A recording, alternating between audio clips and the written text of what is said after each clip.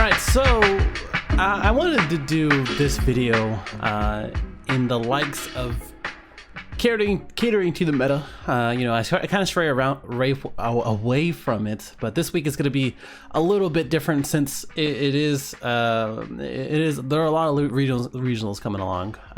Nationals is coming up this end of the year. I'm most likely going to LA myself, so a lot of focus is on that. So therefore, I'd rather do some videos on that as well. And some of these are time sensitive. So today is going to be meta staples. Hopefully, I can make this a series, or at least different videos based on the meta staples or staples for the meta right now. And the thing about it is that if you took this list and said this, or basically the cards that are here from the previous sets, not including, let's say, set 4 or the ultimate box, and then compare it to the Shigesh meta or the yellow meta, etc, etc, it'd be completely different. And that's kind of why I want to do this every 2 to 3 weeks maybe, or every time a set comes out, or every time a regional comes out, or a big regional, like the next few regionals or something like that, and then take a look at where everything is. And right now, this is pretty much what it is. I have the Super Saiyan 3 leader as the leader for a reason, because right now it's still on the watch list as of the time of this recording. Could change in the next couple days or week.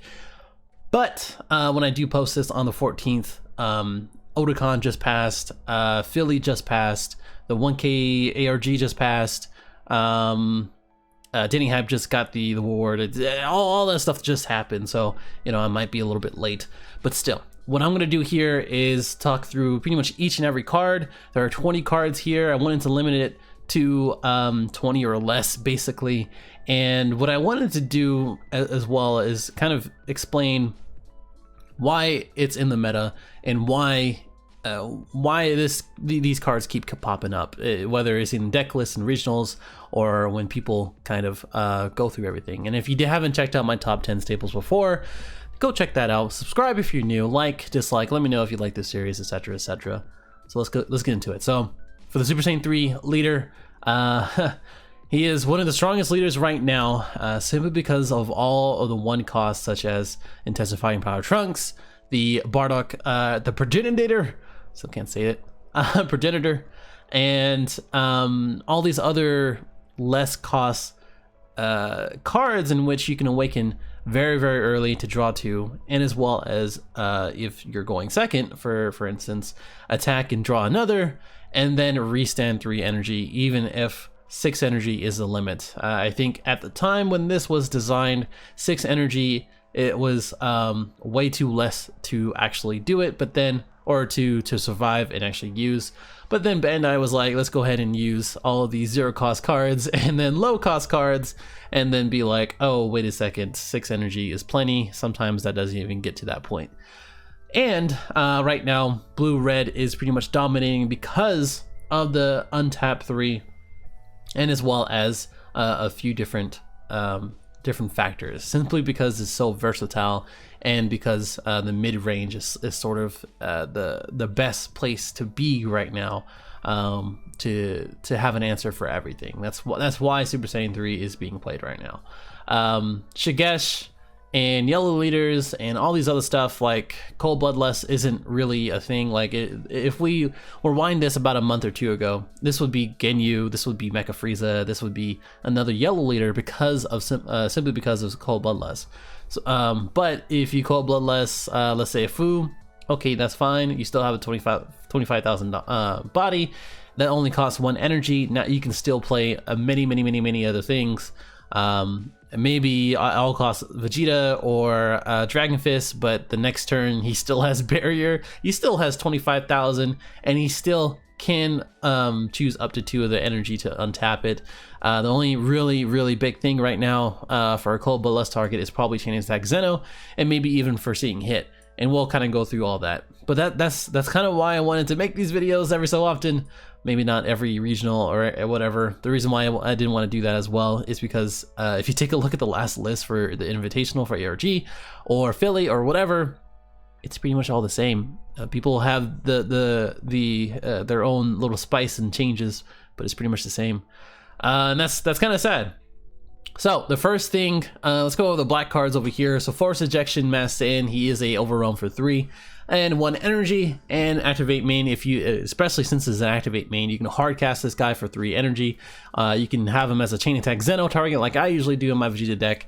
But if you place one card, if you have placed a card in your energy in your charge phase and you have less than energy in your opponent, choose one of their opponent's energy and send it to warp. This is the first direct answer to Super Saiyan 3 for 1, and as well as interaction to their energy. So we haven't really seen that outside of the Evolve Mirror and maybe a couple other cards to directly affect that, but this is the lowest cost directing affecting energy that we have, and our card that we have. And with the new Vegeta, in which you can, again, if you haven't checked out that video, go check that video out. You can take an energy, keep it in your hand, use that card for whatever, keep this man on the field for however long until they have some removal, which nobody's playing right now, or not many people are playing right now. And then after that, you can just take their energy every turn as soon as you charge one, and then you take one and just keep doing it over and over again. And of course, this is the answer to Super Saiyan 3 because he does start with 2 and you start with 1. You get the deal. That's why it's being played, and that's why it's getting more play, especially with the Vegeta deck. You can still play this in any other deck. It's just, you know, it's just the matchup. Dimension Banisher Fu. So I think there's a joke where, like, if you look at all the Fu cards, there's not one bad Fu card, and I still don't think there's gonna be a bad Fu card. Every single Fu card in its own way is a good card, and this is no different. It's an overall for 5. You pay for 1 energy, which still is very low costing, is right in that middle range in which it's turn 2 or 3, in which you need to remove something really quickly. When you overwhelm it, you choose one of their opponent's battle cards and send it through the warp. So very, very, very good card, especially since it's a 20,000 double striker. You add a quick, I don't know, Roshi or something else like that, which I hope. Yeah, he's on the list. On the field, and then he's at 25,000 double strike, which is a very good number to be at. He's just really good for removal. You see these guys in the sideboard because of certain matchups that you need removal, i.e. Bergamo, i.e. something else. All those kind of removal sort of problems. And even in like Apes, this is a very good card to do. The reason why you don't really see Mass Saiyan anymore, because again, this is when this first was released and I was doing the preview, Mass Saiyan and this one was in between. And I think you don't really see Mass Saiyan even with the low cost cards, because people aren't playing veggies and they don't stay there, and because of Legendary Flute. And because of that, they can just return to their hand and it act like it just never happened, basically. If there was ever an MVP candidate for the DBS card game, it's going to be Scientist Fu. If you didn't know already, he has 1 energy, which is why it's so important. Again, low cost, high value is the name of the game right now. For Overwhelm 7, so later in the game, you can be playing this man. He's a 25,000 double striker in which you draw 2 cards. And that in itself is crazy. The only thing that's going to be stopping this guy, maybe Cold Bloodlust, but Crusher Ball, or just a negate is usually the thing. But generally, you're going to be waiting until later into the play, like playing a lot of different things, leaving 1 or 2 energy open, and then going for the Fu. And most of the time, you're going to be trying to bait out their counters, so that way you can go all in on this man, because usually that's how it goes, because you're going to be building up your Overwhelm because of that, because you need 7. The reason why this is being thrown in a lot of different decks is because of all of these other cards. So Legendary Flute, you're going to be using Sensu Bean, you're going to be using Unyielding, all these other cards in which fuel your Overwhelm or your drop area for Overwhelm. Until later in the game, you're going to be drawing more cards, especially since you're going to be using a lot of cards beforehand, and then you're going to get more card advantage to go for game, because usually that's how it is. If you don't, then you still have 2 cards in your hand that you can be using for that you could use for later. So that's always a thought. Legendary Flute really needs no introduction. If your leader card is blue, which is why most of the meta right now is blue, you choose one of yours or your opponent's battle cards with 3 or less and return to your hands. If it's your own, then draw 1 card. I still believe this should have been a 1 cost card at the very least once per turn, if it's still at 0 cost. And if anything, this extends plays. So if you're using energy boosted Majin Blue, one of the intensifying power trunks, saying Kaba, anything else like that, you can play it if you have another energy open, especially with Super Saiyan 3 and untapping. You get to returning to your hand for free and then drawing. There is no downside, especially since if it's early game, because you're going to be using these early game in my opinion, to this card. So that way you can build card advantage and reuse your resources if it's a low cost especially. And because it's 3 or less, that's a lot of targets, especially in today's meta. Senzu Bean in this format slash meta slash whatever this is very, very important. So things like an early Senzu Bean can really make a difference on a 10k leader on Awakened, especially with the Scrambling Assault Goten, which I probably should have went over in this one, but for this guy, or to use him, or for using this card, wow. You choose one of your cards, it gains 5k, it could be a leader, battle card, whatever, and then choose up to 2 of your energy to switch to active mode. And of course you just pay 1 blue. Again, with the blue leaders, this is where all the goodness is at right now. And then you get to choose 2 of your energy, so you don't have to choose another energy. Most people untap 1 afterwards. That's what I usually do. But if you're planning for something else like a topo, you can untap the blue and then retap 2 blue or 2 red for a topo, readying for a counter. So that's always a thing that you can do. Same thing for Whis. Whis, you can do the same thing. But when you do have 5k for the duration of the turn, they have to spend resources either from a Awakened 20k for Intensifying Power Trunks. They have to spend resources to combo. They have to spend 1 more or 2 more for a Scrambling Assault to do anything, or for really anything that is 10k, 15k or less, for them to do some damage to combo out. So having 1, 2, 3 of these on your leader at a time, if you're trying to save, preventing for you to lose the game, is really, really important. So right now, I think in the aggro slash low cost sort of meta, this is super, super good. Unyielding Spirit Trunks, another important thing in the aggro sort of meta. Again, this extends plays. It is for blue leaders, which is why they do it, which is why you use it, why you use a blue leader. And you can switch any active or any energy to active mode, at least one of them, when you combo with the card. So again, the downside is that if you get countered, you can't use it, and it kind of becomes a dead card on the defensive side because it is only a 5k with no value. That's a real downside if you only have 2 of these and you're trying to extend a play to play something else and then get some more cards, so that way you can get the best use of it. But it is being played in aggro, so that way you can use it, etc, etc. You get the deal, especially in tandem with the Champa, so that way it becomes a free Champa with the 5k, 20k boost, well, 15k boost really, or with the Unbreakable, so that way you draw and as well as pay for the cost right then and there. Those two really come in handy when using them. Mafuba, I put this man because you will see this in any main board slash regionals sideboard, because it is such a disruptor. I have a few rules right now, at least when I play different colors. Like blue is, I always play Mafuba, 1 or 2 of them. Yellow, I always play Crusher Ball. Red, I always play Unbreakable or Champa. And blue, they're, I mean, well, I already kind of said blues are pretty much everywhere here. And green, I always play full power. So those are kind of the things that I'm straying towards. But for Mafuba, man, if you've seen, I think I posted it just before this one, the Scorch interview, Corbin, who just won with drawing a Mafuba. Woo! Oh man, that is some good stuff. And Mafuba in general stops Buhan, which isn't really relevant right now, but it is a thing. It stops Dragon Fist from doing a lot of cool things later in the turn. It stops Vegito from preventing them from attacking their leader. It stops a lot of things. And if you want to be petty, just just Mafuba one of their overwhelm stuff. It's always fun.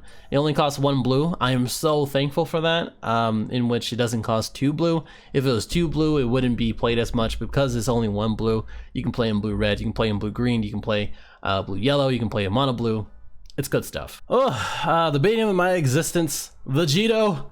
My man, Vegito. So this one came out with the ultimate box, very relevant, or very recently, and now it's becoming relevant because of the blue leaders for 1, and 2, it kind of disrupts a lot of the aggro decks that are coming out. And for this one, if your leader card is blue and this card is in rest mode, this card gains barrier and the opponent can't attack your leader card. And of course, if you have 5 or more energy, which most of the time, if you are playing this, sometimes it does come to that, works really well in blue yellow apes, works well in a lot of different mono blue decks, etc. And for this one, you get to draw 1 card for 5 or more.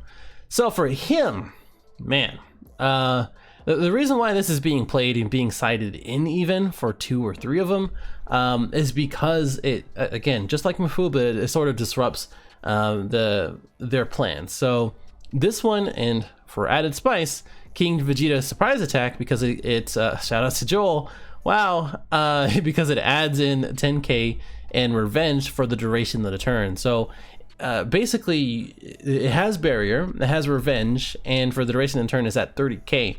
So 1, your leader card can attack it, but it has to spend at least 15k in cards in order to combo out and to kill it. And that's pretty easy, especially since you only paid 1 energy for 10k. I mean, come on. And then at the other end of it, all of their cards, their battle cards, are going to be useless because they're all going to die right after. They're either going to spend a lot of a lot of resources to kill this card while it's in rest mode, and it can't remove it because it has barrier. So the only other reason, which I'm going to be making another video for that, is Chain Attack Zeno or something else that clears the board a little bit better without targeting it. And barrier is a very, as people say, uninteractive sort of thing, but because this is a force just like Bergamo's not in here because, I mean, he could be in here. He's an honorable mention, you know. That's what I would say. But right now, in relevancy, I think Vegito's being played more because it's only 1 blue and Bergamo's 3 blue, and it gains value in which you get to draw a card if you're in the right circumstance. So anyway, again, all of the cards that they attack with are going to be useless. They're going to die, and they're going to be wasting resources. It's just another way to burn down them, and it's just better to pass. And with them using King Vegeta's surprise attack, or just having this in rest mode, and them passing, not being able to do the plays that they want to, I mean, there's a reason why this card is being played. That's all I can really say about it. At all costs, Vegeta. So a lot of the Universe 7 cards are gaining in value simply because of, you know, the no specified cost with the Goku, Vegeta, and all the other Universe 7 leaders. Universe 7 Frieza was very relevant. I think is still pretty relevant. I mean, if you run Universe 7 Victory Strike Goku, you're gonna win games. I mean, there's very little in which, if you play it right, of course, that you can't win a game. I think that's personally me. But anyway, for this guy, you play this card, you draw 1, you switch, one of your energy to active mode, and because of that in itself, you get to draw 1, play and switch 1 to active. Again, you're getting so much value. You're getting so much value in which, like, you're playing 4, which I think 4 is the perfect energy for this kind of card. 20 costs or 20,000, and the whole thing about his effects are very, very good. And personally, I think that he's pretty cheap right now. I think he's like $5. Getting sidetracked. Anyway, because you get to draw 1, you choose one of your energy to active mode. That gives you an ability to Sensu right after. It gives you Unyielding Spirit Trunks, so that way you can get another energy out and continue some plays. And then his activate main, again, is an activate main. You have to actually activate it, just like the Promo Piccolo. You don't have to activate it when you play the card, only the auto. You get to choose 2 cards from your life, which helps you self-awaken. Sometimes in certain aspects, especially the new Vegeta, some of the Rahudagon, even the new Green Universe 7 Goku. This is a very, very, very good card, especially since that guy just got support with the Fika Kamehameha. You get to choose 2 cards from your life, and it gains 3k for every energy you have. So at a minimum, it gains 12k, which has 32,000 and gets KO if you have 5 or more energy. And it gains triple strike. So, I mean, come on. This is a book. This is one of the only books in the game, I feel like, that has this much text. Other than Harudagon. I think Harudagon, the SR, has a book as well, but this is a book for a good reason. A lot of good contingencies. You have to take 2 from your life, not up to 2, or 1 or 2, just like the Digging Deep Vegeta, etc. So I feel like this is good. I think this is a good, well-designed card, and it's getting more and more play because of this effect and because it can end games pretty easily, honestly. Dragon Fist Goku. I think this is a good sideboard card, in my opinion. I think it's a good main board card against different matchups. So if you're playing Super Saiyan 3 Mono Blue, this is a really good matchup. If you're playing Frieza Control, yes, that's a thing. Or Iron Vow Trunks, yes, that's a thing. A lot of different things that play blue. This is a really good card. So it's a 25,000 double striker with barrier. Busted already. I talked about this as soon as I saw this card. I was like, this is gonna be a busted ass card, and it kind of is. Like if you get to six energy, especially with Super Saiyan 3 Goku, this is a really powerful card because you get to choose one of the battle cards, the opponent's battle cards, ignoring barrier, which is very important in like green matchups with Anilaza or Piccolo, whatever, and then choose 2 of your energy to switch to active mode. So you can choose red if you're playing red blue, and that way you can play a burst attack Gohan, a Trunks, whatever it may be. And it's just good. It's just hella good. That's that West Side coming out. It's just West Side. And again, why this is really good for the matchup for Mono Blue is because a lot of Mono Blue stuff has barrier, and as soon as you start disrupting that, and the person casts this, it's a good time. It's a very, very good time. Steam is open. Whoops. Zeno, the Playing God, and Chain Attack Trunks. This is probably one of the most relevant combo, I would say, right now, and probably in the last probably couple months, honestly. I mean, when I released that one pan video way back when, this is very trolly, but now it's becoming kind of a problem, but not really. It's a very much of a solution to a lot of different things, and it's the answer in which what we don't have right now as of time of this recording and the time of the releases and previews, that we just don't have board wipe. We don't have anything. And what Chain Attack does is, of course, you play this card, you choose one battle card from your hand, it gets to attack cards in active mode, by the way, and then with 1500 or less, and play it. And when this card plays, you negate any other battle card, and then all cards from their hands and the field gets shuffled into their deck, and then both players draw 5 cards. You're basically resetting everything, and when you're playing Super Saiyan 3 or whatever it may be, there's a lot less risk when doing it, and that's why it's super strong right now.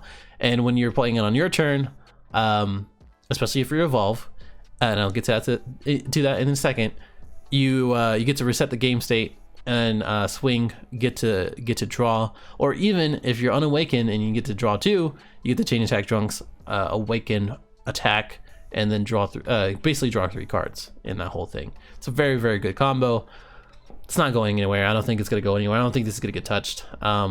We just need different options, honestly. Full Power Energy. This guy from set 1, I think, Galactic Battle. There's 2 factors to this is why all the value is going up. Is one, it's a set 1 dollar something common card for one. And the reason for that is, one, the Galactic Battle should be stopping print or reducing print, as distributors say. I don't know how true that is. And 2, it's stopping a lot of the storm / rush slash aggro stuff for like the 1-drops like Kaba and intensifying power trunks, because it gets to choose one card with 1 or less, which is stupid because it can't get tokens. So cool, I guess.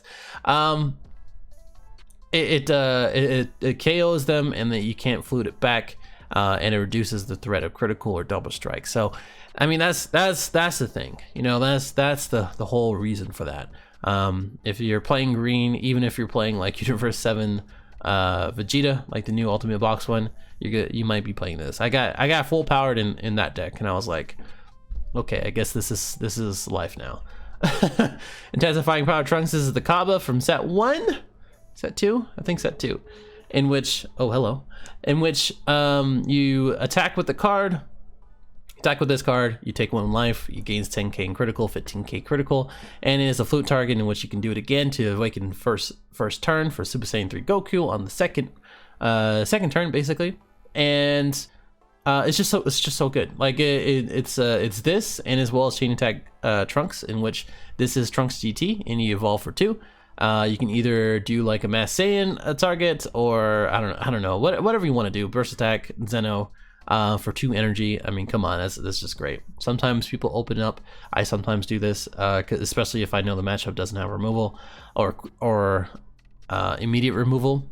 I just play this man first turn and then just pass, or I play it 1 turn, leave it there, and then just pass, and then just chain attack Zeno, so that way I have more energy later. So I mean, there's a lot of stuff, but 10k crit or 15k critical is still really good.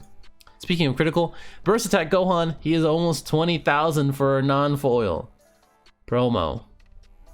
Okay. And he is a critical, he is a Universe 7, he is a Sun Gohan Adolescence, he's a 3-drop, 15k, a lot. So going down the line, 3 costs, he is a legendary flute target, he is a low cost. Yes, second, third turn, you can play this man, especially if you don't have any cards, because when he attacks, he has critical, of course. And if you have 4 cards or less in your hand, especially if you have 5 cards and you play this card, and then you have 4, you draw 2, it's just good stuff. And then 15k, he is just a good old 15k body. You add in a breakable or super combo, he's 25,000. You add a Champa, now he's 25,000 double strike crit. He is very good. And again, Chain Attack Trunks target. He is a Sun Gohan Adolescent, so that way you can play the free blockers for Videl. You can use this in the Buhan decks, so that way the Buhan will dual attack for drawing 2 cards with 4 or less, and as well has critical, which is just busted. And then he is a Universe 7, so that way he is colorless or no specified cost. He is a 3-drop just for anything in the new Ultimate Box Vegeta. Then the Frieza, the whatever that you want to play it in. That's why he is so good. That's why he is so expensive. Versatility and value are very important when it comes to the value of the card, and that's why they're so expensive. Further destruction. Oh Christ! Further destruction. Whatever, dude. It's Champa. It's a 10k, 1 cost, and when you combo with this card, it gains double strike. This is very relevant. It's from set 1 back in the day. It was just good old times. Oh no, I got a Champa. I don't want to take 2 cards, but I guess I will. But now it's like, oh, this 1-drop has critical. I guess I can unyielding and then Champa, and now I have a free double striker. So sick, cool, man. Now it's 30,000 double strike crit. I got to deal with that now turn 1. That's sweet. Thank you, Bandai. But that's why he's so good, and that's why he's so relevant in tandem with the Mira that has 100-something thousand attack when you overwhelm him. The creator absorbs, so you know it gains 5k for every card in your warp. Especially after a Fu, it is very devastating because it's only 4 overwhelm and 1 energy. You use this guy with him, and then boom, you have a game ender. Because as long as they don't have any negates, and as long as they're at 2 energy or 2 life, which a lot of the time it does get to that point, you have a game winner easy. They just can't do it. Chain Attack Trunks, I already kind of explained all of that, so hey, there you go. Unbreakable, he is technically another super combo with Super Saiyan 3. Reason why this is so good is because you have 3 open energy at the end of the turn, and this man is always going to be there in your hand, usually in order to utilize one of those energy. With the apes back in the day, set 3, I guess, Tournament Power, I guess, he is a free 10k combo with a draw with the King Vegeta apes. So these next 3 cards, at least these next 2, are super relevant. And no pun intended for DBS. I don't know why I said that, all that. He is a 20,000 double striker, so 5k combo, 25,000 double striker. That sweet spot. When you play this card from your hand, very important from your hand. It's not a target for Demigra. It's not a target for Dark Plot. So hey, there you go. Good design, I guess. The opponent reveals their hand, and you get to choose 2 battle cards with 35,000 or less power from their hand and set it to their warp, and then at the end of their next turn they get to return them. So 2 of these in a row is very devastating. And the whole thing about information, I love information. I think everybody does, especially if you know what you're doing. No offense if you don't. It's just, you know, if you're watching this, maybe you don't, that's okay. And the thing is that the information, the card denial, and being able to swing for 20,000 double strike safely if you know that they don't have any counters is super good. Plus you can just do the math. Like if you just do the math and you know, like, okay, well, they have 2 combos, no super combos, no counters, I'm going for game. If you didn't have foreseen hit, well, you wouldn't know any of that. And with Super Saiyan 3, 2 turns and 2 reds, that's good stuff. Like honestly, the only threat is really Mass Saiyan for that. You won't be able to play foreseeing hit, you just have to play it around it. But really, if you play this guy, he's just so good. Like honestly, he's just so good. Just card information, being able to attack safely, being able to use that information for later is so good. That's all I can really say about it. Bardock, the progenitor. Hopefully I said it right there. This guy is a swap 2 for free or for nothing. He's a first 1-drop SR. I hope they keep doing that, and I kind of hope they don't do that. I just want to see extra cards that are super rare. I just want to see that. Maybe this should have been super rare, I don't know. But this guy, when you play this card, you choose 1 card from your life and add to your hand. That in itself for 1 energy is just so good. Again, the value and the versatility are so important. The targets for this, again, if we just kind of go through really quickly, the targets for that, just a 2-drop Goku lineage is the Videl over here, in which you switch to rest mode and draw 1 card. Something gains 5k, and then you can just flute it back, you draw another card, so you're getting 3 cards in that exchange. And then you have all these other lineage targets that are kind of aren't relevant, and then you have the Scrambling Assault Sen Goten, in which you attack and you look at the top 3 and choose 1 card and send the bottom 2 there to the bottom. And those cards, that should be on this list, but I just wanted to reduce it to 20.